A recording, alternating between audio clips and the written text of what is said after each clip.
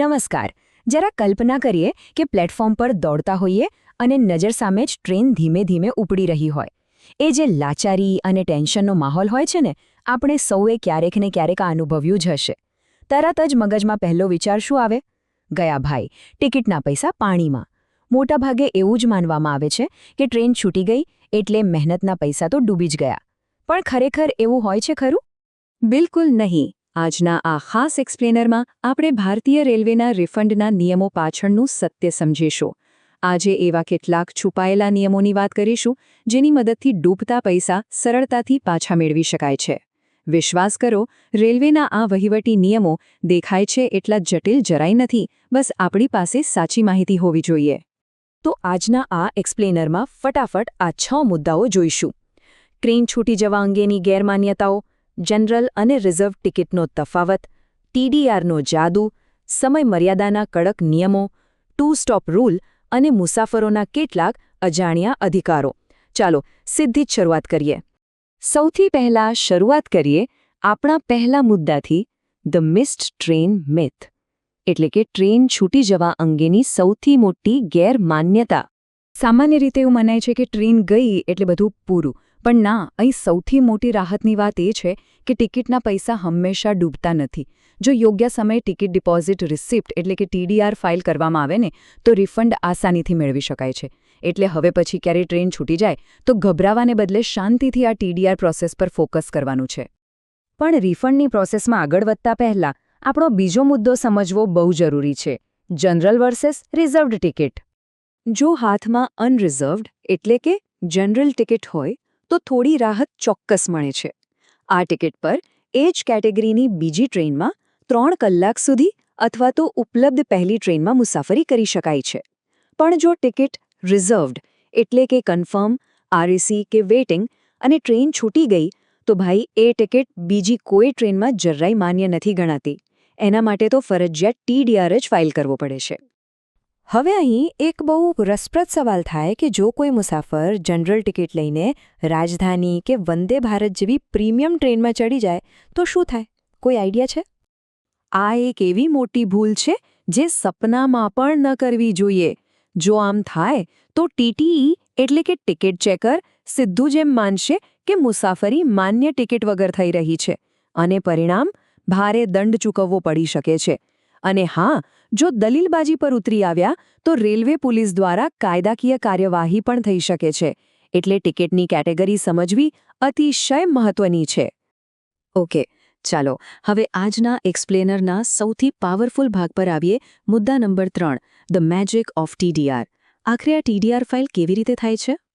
Chart બની ગયા પછીની આ પ્રક્રિયા એકદમ સિમ્પલ અને ડિજિટલ છે.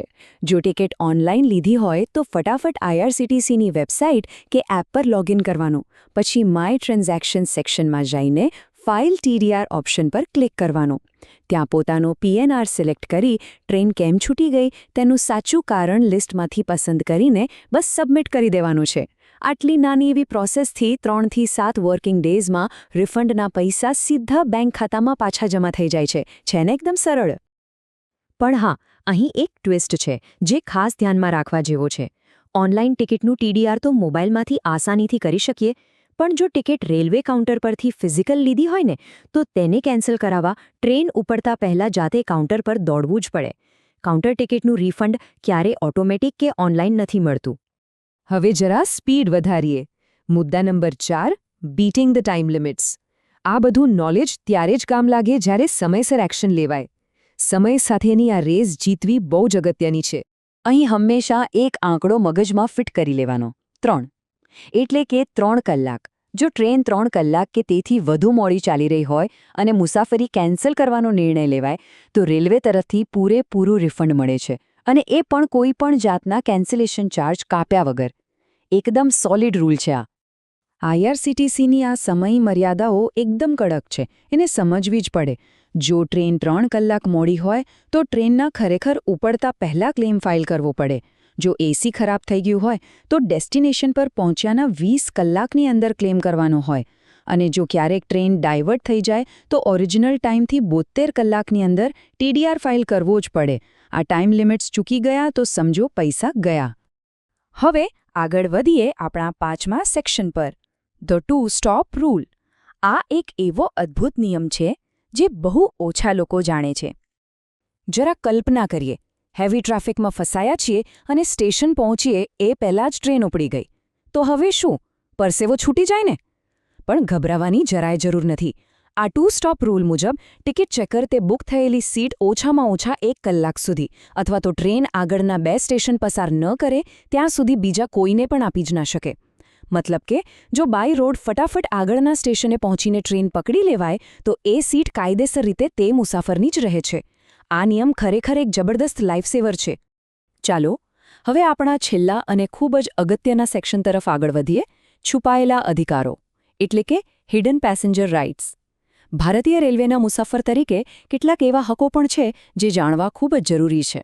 શું એ ખબર હતી કે જો ટ્રેન 3 કલાકથી વધુ મોડી હોય તો તત્કાલ ટિકિટનું પણ પૂરેપૂરું રિફંડ મળી શકે છે? જી હા, જો ટ્રેન કોઈ કારણસર અધવચ્ચે જ યાત્રા સમાપ્ત કરી દે તો પણ ફૂલ રિફંડ માંગવાનો આપણો પૂરો અધિકાર છે. સૌથી મજેદાર વાત તો એ છે કે રાત્રે 10 વાગ્યા પછી ટીટી ટિકિટ ચેક કરવા માટે હેરાન કરી શકતા નથી. અને જો મુસાફરીમાં અચાનક તબિયત બગડે ને તો railway staff on board medical સહાય આપવા માટે સંપૂર્ણપણે બંધાયેલો છે. આ બધી વાતો સાબિત કરે છે કે એક સ્માર્ટ મુસાફર પાસે ખરેખર કેટલી મોટી તાકાત હોય છે. તો હવે આ બધા જ પાવરફુલ નિયમો જાણ્યા પછી એ વિચારવા જેવું છે કે મુસાફરીનો સાચો કંટ્રોલ આખરે કોના હાથમાં છે? અલબત્ત આપણા પોતાના હાથમાં. રેલવેના આ નિયમો માત્ર ચોપડાઓ પર લખવા માટે નથી, તે મુસાફરોની સુવિધા અને તેમના પરસેવાના પૈસા બચાવવા માટે છે. તો હવે પછી ક્યારેય યાત્રામાં ટ્રેન લેટ થાય કે છૂટી જાય ત્યારે પેનિક થવાને બદલે સ્માર્ટલી કામ લેવાનું છે અને આ અધિકારોનો પૂરો ઉપયોગ કરવાનો છે. આશા છે કે આજના આ એક્સપ્લેનર દ્વારા રેલવેના આ નિયમો સમજવામાં ઘણી સરળતા રહી હશે. આવજો.